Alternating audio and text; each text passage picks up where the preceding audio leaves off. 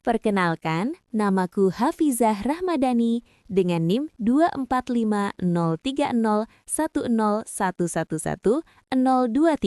dari kelas D Administrasi Pembangunan absen 14. Yuk, tonton videonya.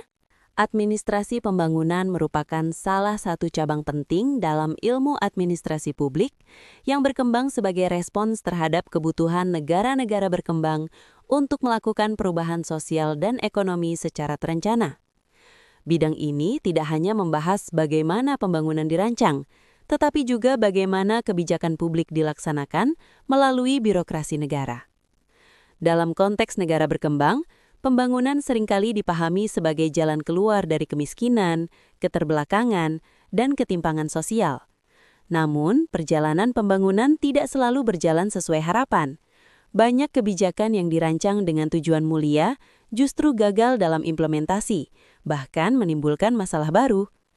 Melalui video ini, kita akan mempelajari secara mendalam konsep administrasi pembangunan, mulai dari latar belakang kemunculannya, peran negara dan birokrasi, kegagalan 4 dekade awal pembangunan, hingga tantangan pada dekade kelima dan abad ke-21.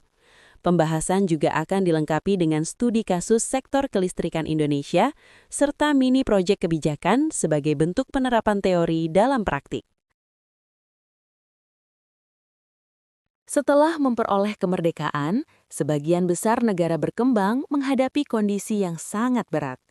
Struktur ekonomi masih bergantung pada sektor primer, tingkat kemiskinan tinggi, kualitas pendidikan rendah, serta infrastruktur yang terbatas.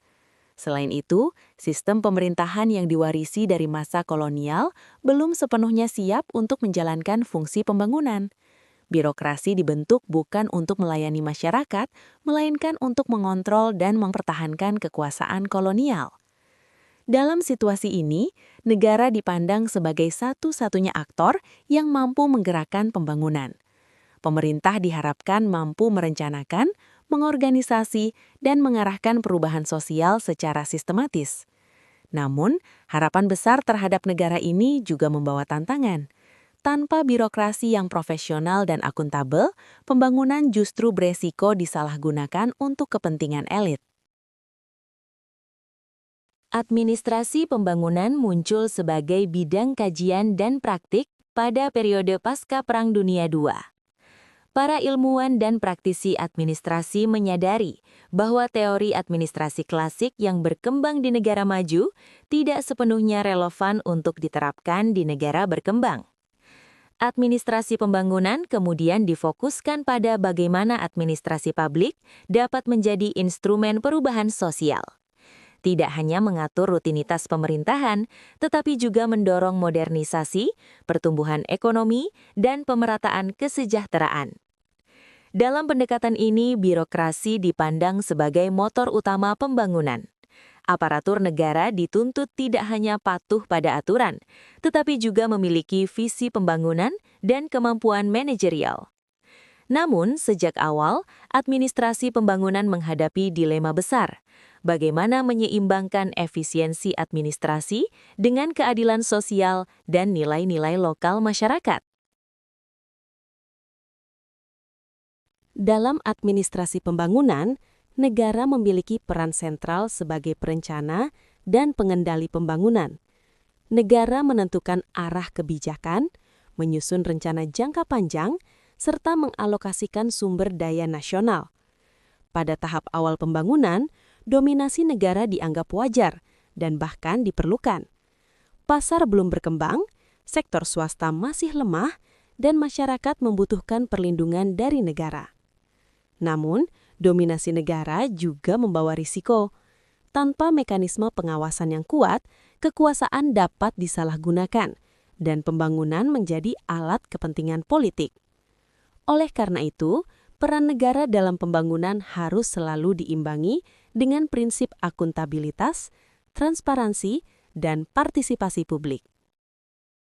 Birokrasi merupakan instrumen utama negara dalam melaksanakan pembangunan. Melalui birokrasi, kebijakan diterjemahkan menjadi program dan kegiatan nyata.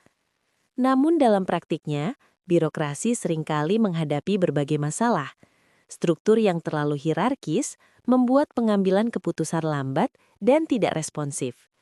Selain itu, budaya kerja yang tidak profesional dan praktik patronase memperburuk kinerja birokrasi. Alih-alih melayani masyarakat, birokrasi justru menjadi penghambat pembangunan. Kondisi ini memunculkan kritik tajam terhadap administrasi pembangunan, sekaligus mendorong tuntutan reformasi birokrasi di banyak negara berkembang. 4 dekade awal pembangunan di negara-negara berkembang ditandai oleh optimisme yang sangat besar. Pembangunan dipandang sebagai proyek nasional yang mampu membawa perubahan cepat menuju kemajuan ekonomi dan sosial. Pada masa ini, pemerintah menyusun rencana pembangunan jangka panjang dan jangka menengah seperti rencana 5 tahun. Perencanaan dianggap sebagai instrumen rasional untuk mengendalikan perubahan dan memastikan pembangunan berjalan sesuai tujuan. Negara-negara berkembang banyak mengadopsi model pembangunan dari negara maju. Industrialisasi, modernisasi birokrasi, dan pembangunan infrastruktur besar-besaran menjadi prioritas utama. Namun, optimisme ini seringkali tidak diimbangi dengan kesiapan institusional dan kapasitas birokrasi. Banyak kebijakan dirancang dengan asumsi ideal, tanpa mempertimbangkan keterbatasan sumber daya dan kondisi sosial masyarakat.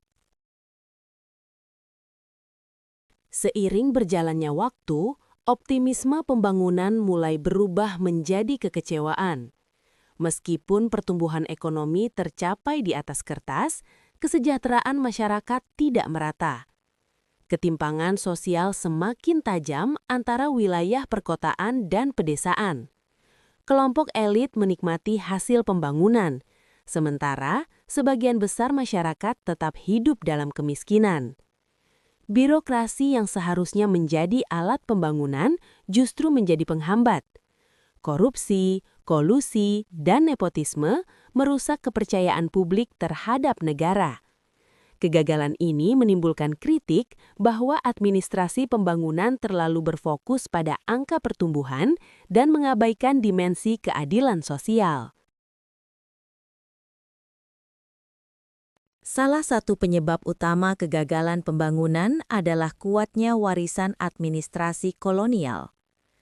Sistem birokrasi kolonial dirancang bukan untuk melayani rakyat, melainkan untuk mengontrol dan mengeksploitasi sumber daya. Setelah kemerdekaan, banyak negara berkembang mempertahankan struktur birokrasi ini tanpa perubahan mendasar. Sentralisasi kekuasaan, hierarki kaku, dan budaya perintah masih mendominasi. Warisan ini membuat birokrasi sulit beradaptasi dengan tuntutan pembangunan yang partisipatif dan demokratis. Aparatur lebih loyal kepada atasan dibanding kepada masyarakat. Tanpa reformasi struktural dan kultural, birokrasi kolonial yang diwarisi justru menjadi penghambat transformasi pembangunan.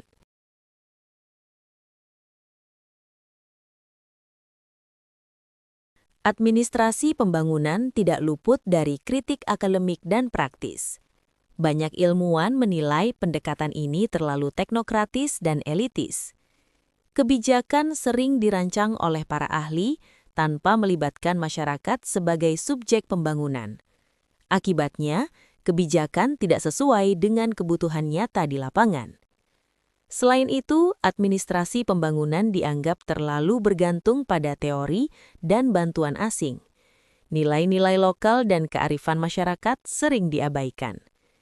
Kritik ini menegaskan bahwa pembangunan tidak bisa dipaksakan dari atas ke bawah, melainkan harus melibatkan masyarakat secara aktif. Memasuki dekade kelima, muncul kesadaran bahwa pendekatan lama tidak lagi memadai. Negara-negara berkembang mulai mencari cara baru untuk memperbaiki administrasi pembangunan.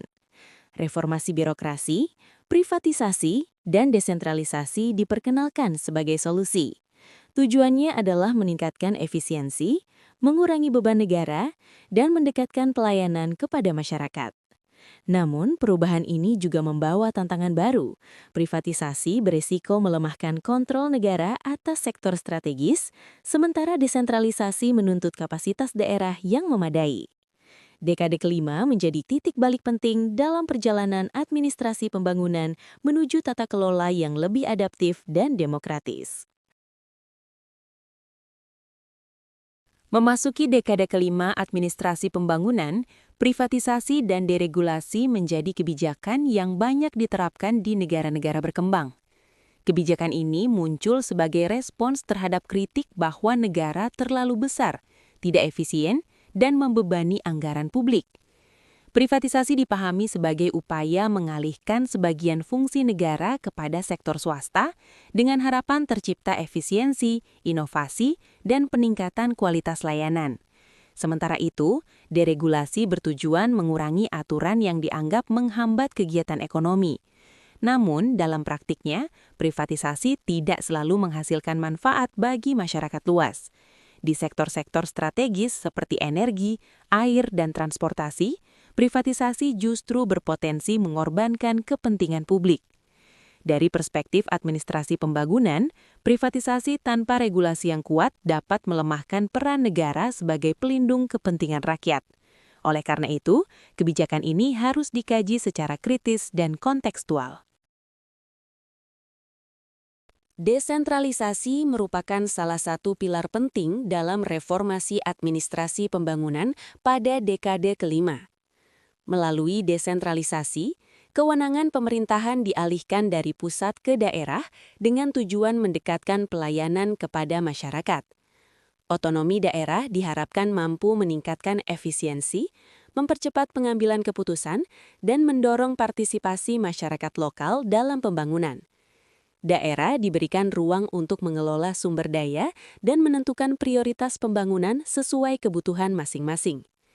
Namun, desentralisasi juga menghadirkan tantangan serius.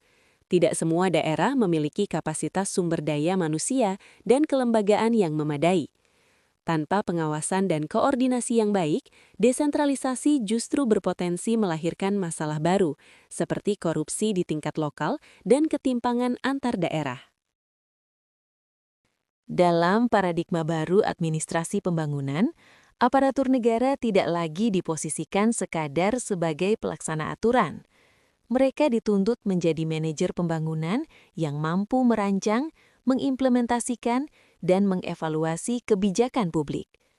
Aparatur harus memiliki kemampuan analisis kebijakan, kepemimpinan, dan komunikasi dengan masyarakat. Selain kompetensi teknis, integritas dan etika pelayanan publik menjadi syarat utama. Perubahan peran ini menuntut reformasi budaya birokrasi, dari budaya perintah menuju budaya kinerja dan pelayanan. Administrasi pembangunan yang berhasil sangat bergantung pada kualitas sumber daya manusia aparatur negara. Administrasi pembangunan di abad ke-21 menghadapi tantangan yang semakin kompleks. Globalisasi mempercepat arus informasi, modal, dan tenaga kerja lintas negara. Di sisi lain, masyarakat menjadi semakin kritis dan menuntut pemerintahan yang transparan dan akuntabel. Teknologi digital mengubah cara pemerintah berinteraksi dengan warga. Selain itu, isu-isu global seperti perubahan iklim, ketimpangan sosial, dan krisis energi menuntut pendekatan pembangunan yang berkelanjutan. Administrasi pembangunan tidak lagi cukup berorientasi pada pertumbuhan ekonomi, tetapi juga pada keberlanjutan dan keadilan antar generasi.